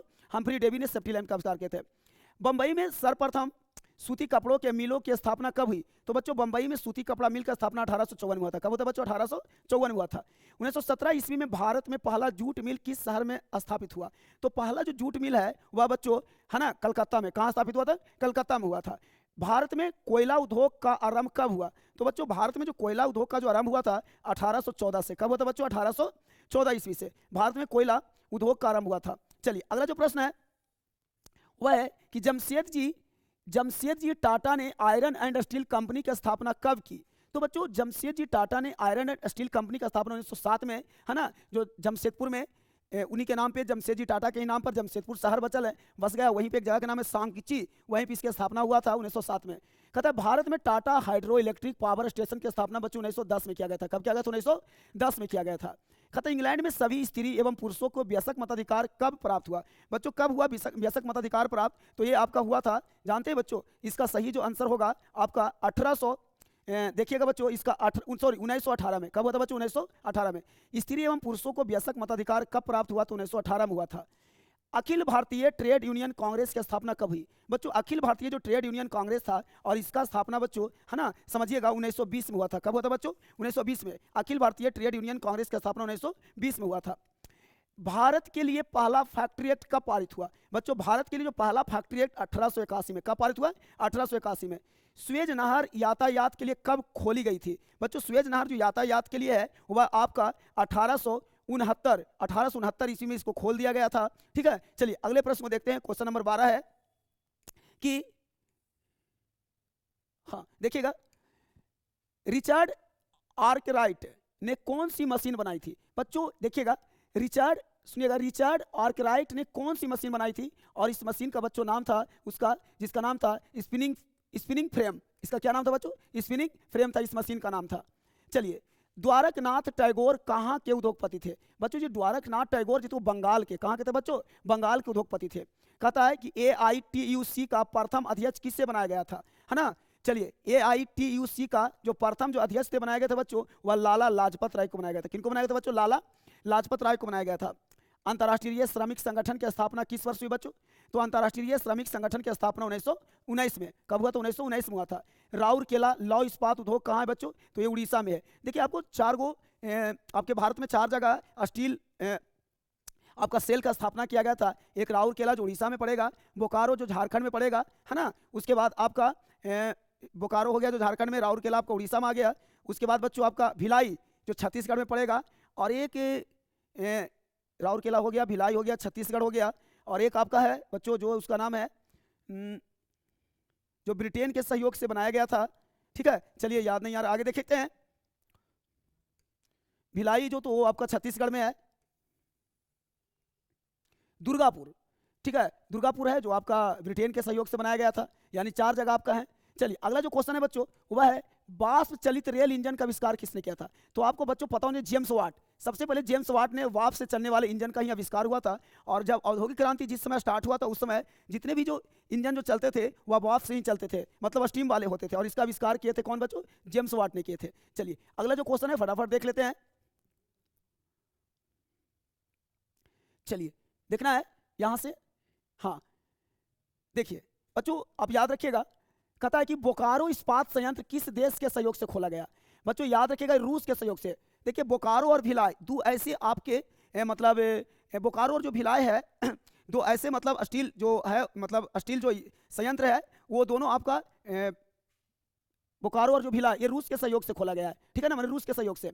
फ्लाइंग शटल का आविष्कार किसने किया था? बच्चों फ्लाइंग शटल का जो आविष्कार किया था उनका नाम था, ठीक है, जॉन के, क्या नाम था बच्चों? जॉन के नाम था। वाटर लूम का आविष्कार किसने किया? तो बच्चों वाटर लूम का जो आविष्कार किया था उनका नाम था एडमंड कार्टराइट ने किया था। अंतर्राष्ट्रीय श्रमिक संगठन का मुख्यालय कहाँ है? तो बच्चों अंतर्राष्ट्रीय जो श्रमिक संगठन है उसका मुख्यालय आपका जिनेवा में है। कहाँ पड़ता है बच्चों? जिनेवा में पड़ता है। अगला प्रश्न, न्यूनतम मजदूरी कानून कब लागू हुआ? तो बच्चों न्यूनतम मजदूरी जो कानून है वह 1881 में लागू हुआ था। कब हुआ था बच्चों? 1881 में लागू हुआ था। तो बच्चों इस टाइप से सारे प्रश्न को हम एक एक करके सभी प्रश्नों को, है ना, मतलब कर दे रहे हैं। आप बस एक वीडियो में आराम से आप देख लीजिएगा, एग्जाम में एक बार जाने से पहले आपका सारा कष्ट आपका दूर हो जाएगा। ठीक है ना, इसलिए आपको हम सारे प्रश्न को एक एक करके हम कर रहे हैं। चलिए जो अगला जो चैप्टर है उसका नाम है शहरी एवं शहरी जीवन। क्या है बच्चों? शहरी एवं शहरी जीवन। तो आप ध्यान दीजिएगा कि शहरी और शहरी जीवन में क्या है, इसके जितने भी सारे ऑब्जेक्टिव होंगे सभी देखिए आपको हम अभी करवा रहे हैं। ठीक है, चलिए तो इसमें से जो प्रश्न है वह है, देखिएगा बच्चों, कहता है कि सामंती व्यवस्था से हटकर किस प्रकार की शहरी व्यवस्था की प्रवृत्ति बढ़ी? मतलब जो सामंती व्यवस्था था, जो लोग गाँव में रहते थे वहाँ से धीरे धीरे लोग शहर में आए और उसी प्रकार से उस व्यवस्था को कहता कि प्रवृत्ति जो बढ़ी, मतलब कौन सा व्यवस्था उसको हम लोग कहेंगे? प्रगतिशील प्रवृत्ति। कौन सा? क्योंकि देखिए गाँव से शहर में जो आते हैं थोड़ा उसमें प्रगति ज़्यादा रहता है शहर के लोगों में, इसीलिए प्रगतिशील प्रवृत्ति, आप इसको याद रखिएगा। शहर को आधुनिक कहता है व्यक्तित्व का किस प्रकार का क्षेत्र माना जाता है। जो शहर जो होते हैं बच्चों, उसको कौन सा क्षेत्र, उसको सीमित क्षेत्र माना जाता है। आप देखे होंगे शहर में जो लोग होते हैं ना, छोटे से एरिया में रह लेते हैं, लेकिन गांव में जो लोग रहते हैं ना, उनके लिए बड़ा सा एरिया चाहिए, उनका घर भी बड़ा होता है। लेकिन शहर में देखिए बच्चों, एक छोटा सा रूम में आदमी एक बहुत अच्छे तरीके से मतलब ही रह लेते हैं। चलिए, अस्थाई कृषि के प्रभाव से कैसा जमाव संभव हुआ। तो बच्चों अस्थाई कृषि के प्रभाव से, है ना, कैसा जमाव संभव हुआ, तो इसका जो सही आंसर होगा बच्चों वह होगा संपत्ति। कैसा होगा? संपत्ति। चलिए आगे, एक प्रतियोगी एवं उद्यमी प्रवृत्ति से प्रेरित किस प्रकार की अर्थव्यवस्था लागू की गई। तो इसमें जो अर्थव्यवस्था लागू किया गया था वह मुद्रा प्रधान अर्थव्यवस्था। कैसा व्यवस्था बच्चों? मुद्रा प्रधान व्यवस्था इसमें लागू किया गया था। चलिए आगे चलते हैं क्वेश्चन नंबर 5 से। चलिए देखना है बस। देखिए, जनसंख्या का घनत्व सबसे अधिक कहाँ होता है। बच्चों आपको पता है, आप कभी शहर में जाते होंगे, है ना, तो देखते होंगे वहाँ जनसंख्या बहुत ज़्यादा होता है, इसीलिए महानगर, है ना, महानगर में सबसे ज़्यादा जनसंख्या होता है। 1810 से लेकर 1880 ईस्वी तक लंदन की आबादी 10 लाख से बढ़कर कहाँ तक पहुँच गई थी। तो बच्चों कहीं कहीं 40 भी देता है, कहीं कहीं 35 भी देता है, इसीलिए 40 लाख इसको मारिएगा। सही आंसर होगा 40 लाख। कहता लंदन में अनिवार्य प्राथमिक शिक्षा कब लागू हुआ। बच्चों लंदन में अनिवार्य प्राथमिक शिक्षा जो हुआ 1870 ईस्वी में इसको लागू किया गया था। कौन सा सामाजिक वर्ग बुद्धिजीवी वर्ग के रूप में उभर कर आया। तो बच्चों कौन सा सामाजिक जो वर्ग था वो मध्यम वर्ग। कौन सा बच्चों? मध्यम वर्ग जो था वह कहता है बुद्धिजीवी वर्ग के रूप में उभर कर आया। पूंजीपति वर्ग के द्वारा किस वर्ग का शोषण हुआ। बच्चों जो पूंजीपति जो था उसमें श्रमिक वर्ग का भी शोषण हुआ था, है ना, मध्यम वर्ग का भी शोषण हुआ था, कृषक वर्ग का भी शोषण हुआ था, और इनमें से सभी। इसका सही आंसर क्या होगा बच्चों? इनमें से सभी होंगे। कहता है कि चलिए अगला देखना है, अगला प्रश्न देखेंगे, टेनेमेंट्स क्या था। तो बच्चों टेनेमेंट जो था वह जो था आपका काम चलाऊ मकान था। क्या था बच्चों? काम चलाऊ मकान था। टेनेमेंट्स क्या था? तो याद रखना है काम चलाऊ आपका मकान था। ठीक है बच्चों, काम चलाऊ आपका मकान था, टेनेमेंट था। चलिए इसके बाद चलते हैं आगे, क्वेश्चन नंबर 10 के बाद क्वेश्चन नंबर 11 है ना। देखिए, सबसे पहले भूमिगत रेल कहाँ बनी। तो बच्चों सबसे पहले जो भूमिगत रेल बनी थी वह लंदन की, है ना, लंदन की पैडिंगटन और कहता फैरिंगटन स्ट्रीट के बीच ये बना था, ये सबसे पहले आपका भूमिगत रेल। चलिए अगला प्रश्न है, सबसे पहली भूमिगत रेल कब बनी। तो बच्चों 1863 ईस्वी में। कब बनी थी? 1863 ईस्वी बनी थी। गार्डन सिटी की अवधारणा किसने विकसित की थी। बच्चों जो गार्डन सिटी था इसकी अवधारणा आपको किसने विकसित किया था। तो एवेंजर हॉवर्ड ने। कौन किया था बच्चों? एवेंजर हॉवर्ड ने। सबको याद रखना है। सिटी ऑफ बॉम्बे कहता इम्प्लूमेंट ट्रस्ट की स्थापना कब किया गया। तो सिटी ऑफ बॉम्बे इम्प्लूमेंट ट्रस्ट की स्थापना बच्चों 1898 में। कब किया गया था? 1898 में किया गया था। पटना में गोलघर किस उद्देश्य से बनाया गया था। देखिए बच्चों, पटना में जो गोलघर बनाया गया तो अनाज रखने के उद्देश्य से। क्या रखने के उद्देश्य से? तो अनाज रखने के उद्देश्य से पटना में गोलघर की स्थापना किया गया था। चलिए आगे देखते हैं, है ना, कि पटना का प्राचीन नाम क्या है। किनको भी पता होगा, हर इंसान को पता होगा कि पटना का प्राचीन नाम पाटलिपुत्र है, और अभी वर्तमान में पाटलिपुत्र एक रेलवे स्टेशन भी बन गया। कहता है गोलघर का निर्माण कब हुआ। बच्चों गोलघर का निर्माण जो हुआ था 1786 में हुआ था। आप देखिएगा एक मुस्लिम लोग का एक लक्की नंबर होते हैं मुस्लिम धर्म का, वो लक्की नंबर है 786। कुछ नहीं करना बच्चों, उसके आगे एक लगा देना है, 1786। यानी याद रखना है पटना में गोलघर का निर्माण 1786 में हुआ था। बिहार का प्राचीनतम नगर कौन है। प्राचीनतम यानी सबसे पुराना, और ये आपका सही आंसर क्या होगा बच्चों? गया। गया बिहार के सबसे प्राचीनतम नगर में से एक माना गया है। चलिए अब बच्चों कुछ और चैप्टर बच गए हैं, ज्यादा नहीं है ना। चलिए अगला जो चैप्टर है, छोटे छोटे हैं, इनसे क्वेश्चन आते रहते हैं, इसीलिए देखिएगा इसको भी हम करवा दे रहे हैं। व्यापार और भूमंडलीकरण, है ना। आज देखिए बच्चों, भूमंडलीकरण के कारण ही आज हम लोग इतने टेलीफोन, मोबाइल, हमेशा ये जितने भी देख रहे हैं, एक से एक टेक्नोलॉजी, आप इसी का सबसे बड़ा प्रभाव पड़ा है। ठीक है, चलिए क्वेश्चन है कि प्राचीन काल में किस स्थल मार्ग से एशिया और यूरोप का व्यापार होता था। तो बच्चों एशिया और यूरोप का जो व्यापार होता है वो रेशम मार्ग था। कौन सा मार्ग था? रेशम मार्ग था। पहले विश्व बाजार के रूप में कौन सा शहर उभर कर आया। तो बच्चों अलेक्जेंड्रिया, और इस शहर का स्थापना आपका सिकंदर ने किया था। अलेक्जेंड्रिया शहर की स्थापना जो लंदन, है ना, सॉरी, मिस्र के पूर्व में यह शहर बसता है अलेक्जेंड्रिया। सिकंदर के जो गुरु थे उनका नाम था अरस्तु। चलिए आधुनिक युग में अर्थव्यवस्था के क्षेत्र में होने वाली सबसे बड़ी क्रांति कौन सी थी। तो बच्चों सबसे बड़ी जो क्रांति थी और उसका नाम था औद्योगिक क्रांति। कौन सा क्रांति बच्चों? औद्योगिक क्रांति। गिरमिटिया मजदूर पढ़े होंगे बच्चों, बिहार के किस क्षेत्र में भेजे जाते थे। तो पश्चिमी क्षेत्र में। कौन सा क्षेत्र में भेजे जाते थे? पश्चिमी क्षेत्र में। पश्चिमी क्षेत्र में बिहार के गिरमिटिया मजदूर को भेजे जाते थे पश्चिमी क्षेत्र से। अगला है कि विश्व बाजार का विस्तार आधुनिक काल में किस समय से आरंभ हुआ। तो बच्चों 19वीं आपका, है ना, आरंभ जो हुआ था वो 19वीं शताब्दी से। कब हुआ था बच्चों? 19वीं शताब्दी से विश्व बाजार का विस्तार हुआ था आरंभ। कहता विश्वव्यापी आर्थिक संकट किस वर्ष शुरू हुआ? बच्चों विश्वव्यापी आर्थिक संकट 1929 में शुरू हुआ था, है ना। विश्वव्यापी आर्थिक संकट 1929 ईस्वी में इसको शुरू किया गया था, मैंने शुरू हुआ था। चलिए आगे चलते हैं अगले प्रश्न की ओर, और वो है प्रश्न कि सारे प्रश्न आपके लिए काफी महत्वपूर्ण है, इसलिए आप इस सभी प्रश्नों को आप ध्यान से एक बार देख लीजिएगा, ठीक है। चलिए अगला जो क्वेश्चन है, कहता है बच्चों दिख रहा होगा, आर्थिक संकट माने मंदी के कारण यूरोप में कौन सी नई शासन प्रणाली का उदय हुआ?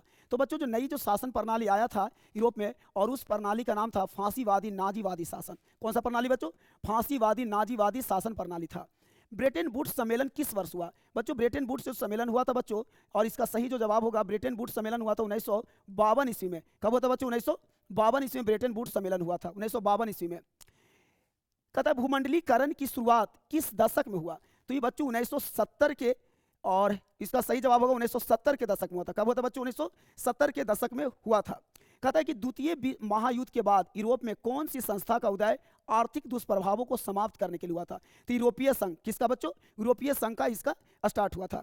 चीन की क्रांति कब हुई थी? बच्चों बहुत इजी प्रश्न है। चीन की क्रांति जो हुआ था 1949 ईस्वी में हुआ था। कब हुआ था बच्चों? 1949 ईस्वी में चीन की क्रांति हुई थी, 1949 ईस्वी में चीन की क्रांति हुई थी। चलिए अगला प्रश्न है कि हाँ, अमेरिका का पता किसने लगाया? तो बच्चों अमेरिका का जो पता है वह लगाया था जिसका नाम था कोलंबस। कौन था? कोलंबस। देखिए बच्चों कोलंबस ने सबसे पहले भारत को खोजने के लिए निकला था, लेकिन रास्ते भटक जाने के कारण इन्होंने अमेरिका का पता लगाया, और अमेरिका के निवासियों को रेड इंडियन कहा था इन्होंने। IMF जिसको हम लोग बोलते हैं IMF, इसको बोलते हैं इंटरनेशनल मनी फंड, जिसको हम लोग अंतर्राष्ट्रीय मुद्रा कोष कहते हैं। और विश्व बैंक ने काम करना कब शुरू किया? तो बच्चों ये जो है विश्व बैंक ने 1947 से काम करना शुरू कर दिया, यानी हमारी देश की आज़ादी के समय से ही। कार्न लॉ किस देश का कानून था? तो बच्चों जो कार्न लॉ था वह किस देश का कानून था? तो कार्न लॉ जो था वह आपका, है ना, ये जो था अमेरिका का कानून था। कहाँ का बच्चों? अमेरिका का कार्न लॉ। BS नयपाल कौन थे? तो बच्चों BS नयपाल जो थे वे नोबेल पुरस्कार विजेता थे। कौन थे बच्चों? नोबेल पुरस्कार विजेता थे। कहता है गिरमिटिया किसे कहा जाता है? तो बच्चों गिरमिटिया जो है वो अनुबंधित मजदूर होते थे। क्या होते बच्चे? अनुबंधित मजदूर को गिरमिटिया मजदूर कहे जाते थे, है ना। इसको किसी क्षेत्र से ले जाकर आपने किसी को इनको किसी क्षेत्र से ले जाकर, है ना, इनसे पूरे मतलब एक बंधन के रूप में रख के और इनसे काम करवाया जाता था। चलिए अगला जो क्वेश्चन है, औद्योगिक क्रांति योजना के तहत पहले या शुरू में कौन से उद्योग शामिल थे? तो देखिए बच्चों कोयला उद्योग, कपास उद्योग और लौह उद्योग, ये तीनों जो थे शुरू में यही तीनों उद्योग को शामिल किया गया था आपका। लौह उद्योग, कपास उद्योग, कोयला उद्योग। कपास आपका कपड़ा बनाने के लिए, कंपनी मतलब फैक्ट्री को चलाने के लिए कोयला चाहिए, है ना। दुनिया के कितने देश संयुक्त राष्ट्र संघ के सदस्य हैं? तो बच्चों 193। कितने देश? 193 हैं। भारत आने वाले प्रथम व्यापारी कौन थे? सबको पता है कि भारत आने वाले प्रथम व्यापारी का नाम था पुर्तगाली, जो 1498 ईस्वी में, है ना, वास्को डी गामा नामक यात्री जो पुर्तगाल के रहने वाले थे बच्चों, ये भारत के कालीकट पर, कालीकट जो केरल में पड़ता है, यहीं पे सबसे पहले पहुंचे थे। वहां के राजा थे जमोरिन द्वितीय, जिन्होंने इनको भव्य स्वागत किया था। तो इस टाइप से आप समझिएगा।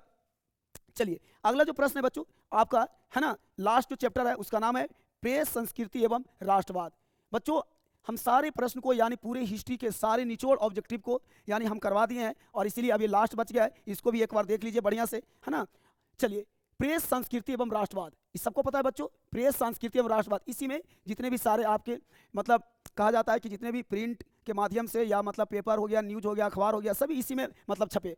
महात्मा गांधी ने किस पत्र का संपादन किया था? तो बच्चों आपको पता होना चाहिए, महात्मा गांधी ने एक पत्र था, उसका नाम था यंग इंडिया। क्या नाम था बच्चों? यंग इंडिया था। कहता है कि किस पत्र ने रातों रात वर्नाकुलर प्रेस एक्ट से बचने के लिए अपनी भाषा ही बदल दी थी, और उस पत्र का नाम था बच्चों अमृत बाजार पत्रिका। रातों रात अपनी भाषा को ही बदल दिया था। ठीक है बच्चों, चलिए आगे देखना है। अगला जो प्रश्न है वह है, देखिए थोड़ा सा दिख नहीं रहा होगा तो आप हम बोल देंगे, आप सुन लीजिएगा बच्चों, थोड़ा सा प्रिंट में थोड़ा सा दिक्कत हो गया है। हाँ चलिए देखिएगा, यहां से समझिएगा। कहता है कि 13वीं सदी में किसने ब्लॉक प्रिंटिंग के नमूने यूरोप में पहुंचाए?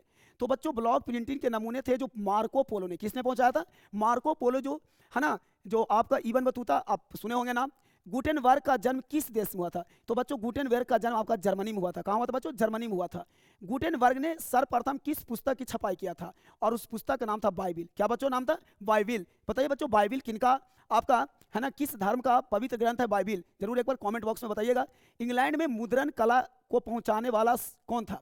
तो बच्चों इंग्लैंड में जो मुद्रण कला था उसको पहुंचाने वाला था, उसका नाम था कैक्सटन, क्या नाम था बच्चों? कैक्सटन था नाम।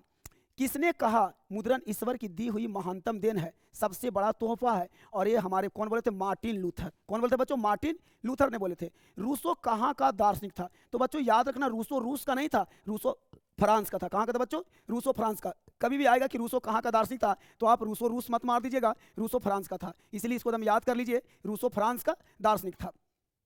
चलिए अगला प्रश्न है कि विश्व में सर्वप्रथम मुद्रण की शुरुआत कहाँ हुई? तो बच्चों विश्व में सर्वप्रथम मुद्रण की जो शुरुआत हुआ था वो बात चीन में हुआ था। कहाँ था बच्चों? चीन में हुआ था सबसे पहले। किस देश की सिविल सेवा परीक्षा ने मुद्रित पुस्तकों यानी सामग्रियों की मांग बढ़ाई? तो ये चीन। कौन बढ़ाया था बच्चों? चीन ने बढ़ाया था। मुद्रण तकनीकी का विकास सर्वप्रथम कहाँ हुआ था? तो मुद्रण तकनीकी यानी सबसे पहले जी सब नोट वगैरह की छपाई जो है ना बच्चों, चाइना में हुआ। कहाँ हुआ? चाइना में। मार्टिन लूथर कौन थे? तो बच्चों मार्टिन जो लूथर थे वो धर्म सुधारक थे। कौन थे बच्चों? धर्म सुधारक थे। मार्टिन लूथर आपका धर्म सुधारक थे। अगला क्वेश्चन है बच्चों कि इक्विनिक्स, हाँ सुनिएगा बच्चों, ये एक क्वेश्चन है, इसका नाम दिख नहीं रहा पूरा बढ़िया से, और इसका नाम है इनक्विजिशन क्या था? तो बच्चों एक धर्म अदालत था। ये क्या था बच्चों? धर्म अदालत था। वर्नाकुलर प्रेस एक्ट कब पास हुआ? बहुत अच्छे प्रश्न है बच्चों। तो वर्नाकुलर प्रेस एक्ट 1878 में। कब पास हुआ था? 1878 ईस्वी में। इनमें से कौन निम्न जातीय आंदोलन के प्रणेता रहे? तो निम्न जातीय आंदोलन मतलब जो कमजोर जो जातीय जो थे उनके आंदोलन के जो प्रणेता रहे बच्चों, और उनका नाम है जोइतवा फुले। कौन थे बच्चों? जोइतवा फुले। जोइतवा फुले इनके थे। चलिए आगे देखिएगा, बस अब लास्ट हो गया है, बस थोड़ा सा और बच गया बच्चों, देख लेना। सभी प्रश्न आपके लिए काफ़ी महत्वपूर्ण है। आप एक बार इस वीडियो को जरूर देख के जाएं और उसके बाद आप जरूर कहिएगा कि नहीं इस वीडियो से एक भी ऑब्जेक्टिव बाहर नहीं रहने वाला है, यानी आपका सारे ऑब्जेक्टिव लगभग आपका समाप्त हो जाएगा। हिंद स्वराज पुस्तक के लेखक कौन थे? तो बच्चे हिंद स्वराज जो पुस्तक के जो लेखक थे और उनका नाम था हिंद स्वराज, है ना, हिंद स्वराज, पंडित जवाहरलाल नेहरू। कौन थे बच्चों? पंडित जवाहरलाल नेहरू थे। कहता है 95 स्थापनाएं किसकी रचना है? तो बच्चे 95 स्थापनाएं जो ये रचना जो है बच्चों, ये रचना है आपका मार्टिन लूथर किंग का। किसके बच्चों? मार्टिन लूथर किंग का है। ठीक है। हिंदुस्तान रिव्यू का प्रकाशन किसने आरंभ किया? तो बच्चों हिंदुस्तान रिव्यू का प्रकाशन आपका जो आरंभ किए थे उनका नाम था, है ना, सच्चिदानंद सिन्हा। कौन थे बच्चों? सच्चिदानंद सिन्हा थे। कागज का आविष्कार किस देश में हुआ? तो कागज का आविष्कार सबसे पहले चीन में हुआ था। कहाँ हुआ था बच्चों? चीन में हुआ था। एकदम याद रखना है, कागज का आविष्कार सबसे पहले आपका चीन में हुआ। चलिए अगला जो प्रश्न है वह है ऐतिहासिक मुद्रण शोध, है ना बच्चों, देखना है। क्वेश्चन है कि ऐतिहासिक मुद्रण शोध कब शुरू हुआ? तो ऐतिहासिक जो मुद्रण शोध है बच्चों वह जो शुरू हुआ था आपका, है ना, ये शुरू हुआ था 1450 में। कब हुआ था बच्चों? 1450 में। ऐतिहासिक मुद्रण शोध। भारतीय समाचार पत्रों के मुक्तिदाता के रूप में भारत के कौन गवर्नर जनरल विख्यात है? तो भारतीय समाचार पत्र के मुक्तिदाता के रूप में जानते हैं बच्चों? Charles Metcalfe. किनको प्रसिद्ध है? चार्ल्स मेटकॉफ प्रसिद्ध है बच्चों। ठीक है। अमृत बाजार पत्रिका के संस्थापक कौन थे? तो मोतीलाल घोष। कौन थे बच्चों? मोतीलाल घोष थे। मराठा समाचार पत्र किस भाषा संबंधित है? तो ये अंग्रेजी भाषा में था। कौन भाषा में? ये तो मराठी मत मारिएगा, गलती हो जाएगा। मराठा समाचार पत्र आपका अंग्रेजी भाषा में था। विश्व की प्रथम पेपर मिल की स्थापना कहाँ हुई? तो बच्चों विश्व में प्रथम पेपर जो मिल था उसका स्थापना जर्मनी में हुआ था। कहाँ हुआ था बच्चों? जर्मनी में। अगर पेपर मिल बोलेगा तो आपका इसकी स्थापना जर्मनी में हुआ था। कहाँ हुआ था बच्चों? जर्मनी में हुआ था। चलिए अगला जो प्रश्न है, मिरात उल अखबार के संस्थापक कौन थे? तो बच्चों मिरात उल अखबार के जो संस्थापक थे उनका नाम था राजा राम मोहन राय, है ना, ये हमारे भारतीय थे, एक समाज सुधारक है राजा राम मोहन राय। बंगाल गजट का प्रकाशन किसने किया? तो बच्चों बंगाल गजट का प्रकाशन JM हिक्की ने बंगाल गजट।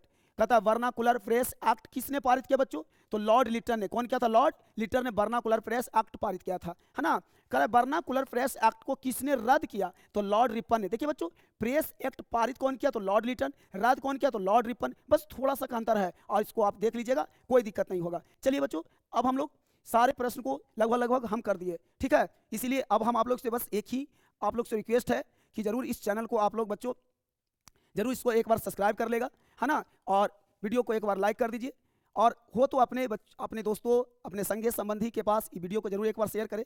जो आपको अभी 2024 में जो जिनको एग्जाम है देने वाले हैं उनको भी जरूर एक वीडियो को शेयर करिए, और आपसे इससे आपका ये बेनिफिट होगा कि वो भी बच्चे पढ़ के जाएंगे, जिससे उनके ऑब्जेक्टिव जो प्रश्न होंगे एक भी प्रश्न आपको इस वीडियो से बाहर नहीं आने वाला है। तो चलिए बच्चों आपको सारे प्रश्न करवा दिए, कैसा लगा जरूर आप एक बार कमेंट बॉक्स में जरूर बताइएगा लिख कर कि हाँ वीडियो कैसा लगा, देखने में कैसा लगा, इससे क्वेश्चन आया या नहीं आया, जरूर आप कमेंट बॉक्स में लिखिएगा, ठीक है। तो चलिए इसके बाद हम अगले जो सब्जेक्ट का होगा उसमें फिर से मिलेंगे दोबारा। जय हिंद।